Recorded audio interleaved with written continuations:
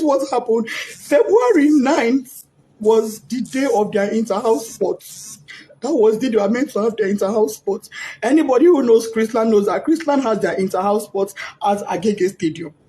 Last year, I was not able to go on time. My daughter was angry. She said, Mom, you did not even come on time. You did not even come and see me take part in the march past. And I was marching, I was looking for you. I said, I'm sorry. I didn't know the way. I didn't know how to find my way to Agege Stadium. But I promise you, next year, I will be there on time. This year, I tried to go there as early as possible. I was there even before the program started. I met the admin officer, I met the principal, I met part of the PTA committee, I met parents there, we greeted, I sat down. March past started. When the march past started, I looked. The first house marched. I didn't see my child. Second house marched. I didn't see my child. Third house marched. I didn't see my child. I said, she's in Pines, which is greenhouse. I said, maybe she's among the Queen's entourage. Because I remember she mentioned that she's among the entourage of the Queen or King or something like that. Those ones marched. I didn't see her. I said, okay, maybe she's in the arts and crafts or home economics or IT or photography or something. Those ones all passed. I didn't see my child. I got worried. I called her school bus driver. Mr. Said, please, was my child among those you brought to the stadium that I have not seen her? I've been in this stadium now for going to some 30 minutes thereabouts, and I've not seen my daughter.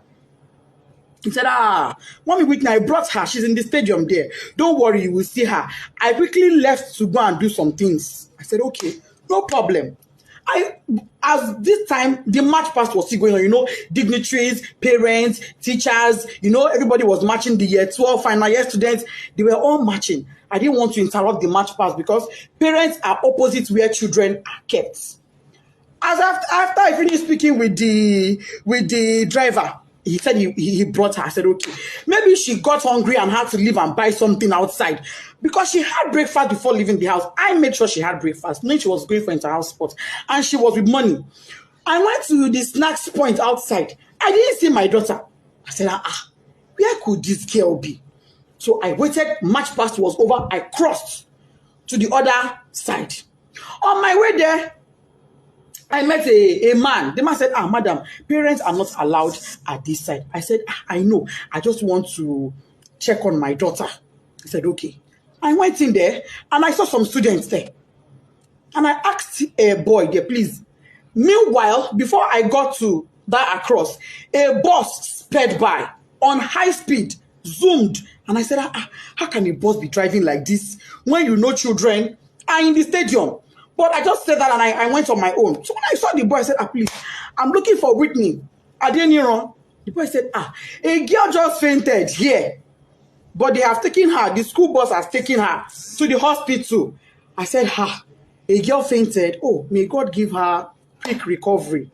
Why did she faint now? Anyway, I'm looking for Whitney. I didn't hear. She's my daughter. The boy said, the girl that fell, her name is Whitney. I heard them calling Whitney when they were pouring her water. I said, Jesus. But it's not my own child. My daughter's name is Whitney Adeniro. And I brought out my phone. The boy said, I don't know her surname, but I know her name is Whitney. I brought out my phone and I showed the boy her picture. And he said, this is the girl that fell. I said, what? What happened to her?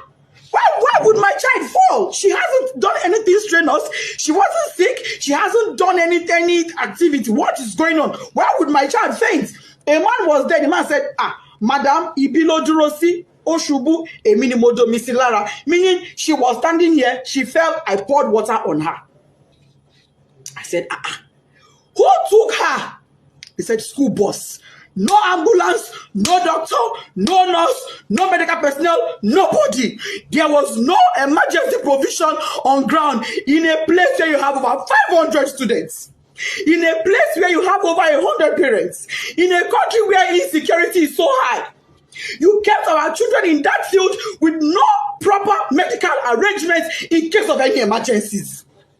When the boy said the school bus took her, I said, was it my child that was in that bus that sped by? I ran out. I met a staff coming towards me. The staff said, Mommy Whitney, we've been looking for you. He was so calm and casual. I said, Mommy Whitney, we've been looking for you.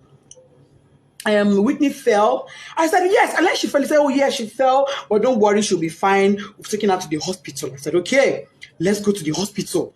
Immediately, I picked my phone. I called my husband. My husband wasn't picking. His PA said he was in a meeting. I said, please get the phone across to him. I don't care who he's having that meeting with. Even if it is the governor, go and give him the phone. It's an emergency. The guy went and gave my husband the phone. I told my husband what happened. My husband said, okay, no problem. Go to the hospital. I will make a few calls and I will meet you there myself. I'm on my way already. I asked the staff, please, where is the hospital my daughter was taken to? So let him ask the principal. We asked the principal. Principal said it was Agege Central Hospital. I said, Agege Central Hospital. She said, yes. I brought out my phone. I put it on Google Map. It wasn't showing. I put it again. Agege Central Hospital. It was not showing. What I saw was Agege Central Mosque. I said, Central Mosque, Central Hospital. Ma, it's not showing. She said, don't worry, just ask around. Go. They would tell you. We drove out of the stadium to the gates. We asked the gatesmen. We don't know. We asked, as we were driving, we were asking people, please, where's Agege Central Hospital? They said they don't know that. What they know is Agege General Hospital. And I called. I said, ma, is this Agege General Hospital or Central? They said it is Central. That is very close to the stadium. What we couldn't locate it, don't worry, just ask around. Go. They would tell you. We drove out of the stadium to the gates. We asked the gatesmen. We don't know. We asked, as we were driving, we were asking people, please, where's Agege Central Hospital? They said they don't know that. What they know is Agege General Hospital. And I called. I said, ma, is this Agege General Hospital or Central? They said it is Central. That is very close to the stadium.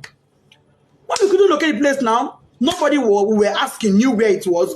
We were not able to get it on Google Map. I told the driver, you know what? Let's go to Agege Central Mosque. It is central. Maybe if we get to the Central Mosque, somebody will be able to help us and show us where the hospital is. That was how we left. Fortunately, on our way there, before we got to the Central Mosque, we saw their school bus by the side of the road. So we automatically knew that was where she was. I jumped down from the school bus and I rushed in. Rushing in, I saw the woman that went to her, the staff that went to her. I said, madam, where is my child? What happened? Why did she faint? She said, I don't know. She's in there. I went in there and I saw my daughter's corpse. The Sola did not say anything to me. I went in there and I met my daughter on her deathbed. She was already dead when I got there and I saw her. All this happened in less than 10 minutes. She was already dead. She was drenched, soaked to the skin. Water was dripping. I knelt down. I called on God. I shouted. I screamed. I felt her pulse. No pulse. I put my hand on her chest. It was deadly silent. My daughter was silent. I asked the doctor there. He said, doctor, what happened to my daughter? The woman looked at me and said, madam, from the way I'm saying things, is like cardiac arrest. I said, cardiac what? Whitney was 12.